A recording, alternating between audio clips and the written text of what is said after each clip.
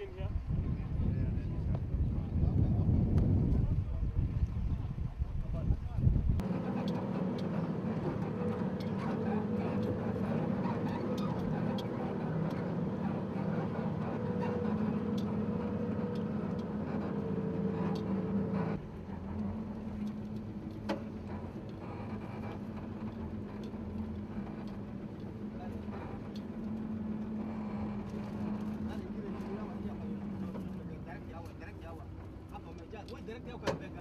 Can you get up there? Yes, of course. Yeah.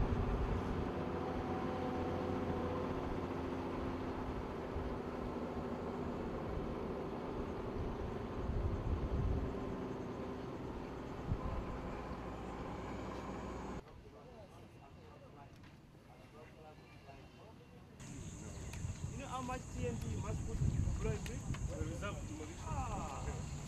It's just too much.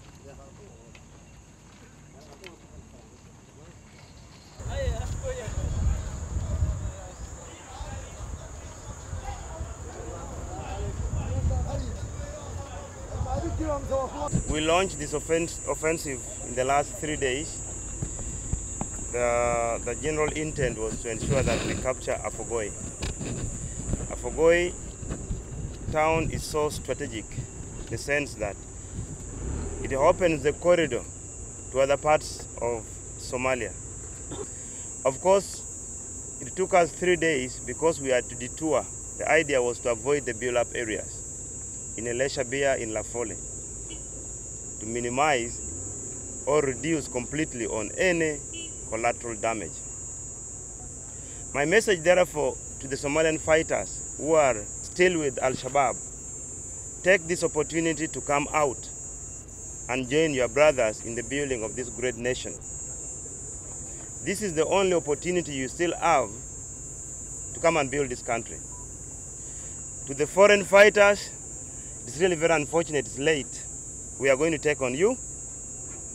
Either you go back to your countries and be good citizens of your countries, or we shall bring you to justice. To the civilian population of Howlgalka, today you are liberated. Today you have your freedom. Today you have your happiness. And that's what we thought we could fight hard so that you can achieve, since you have been oppressed for all these years. So once again, I thank the people of Howlgalka for their cooperation with us. We shall continue helping you.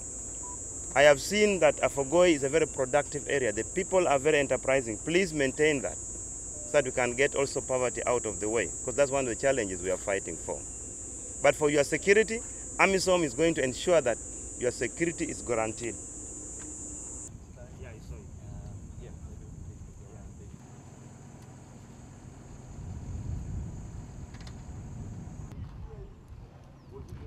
No. But I come with When I was coming back,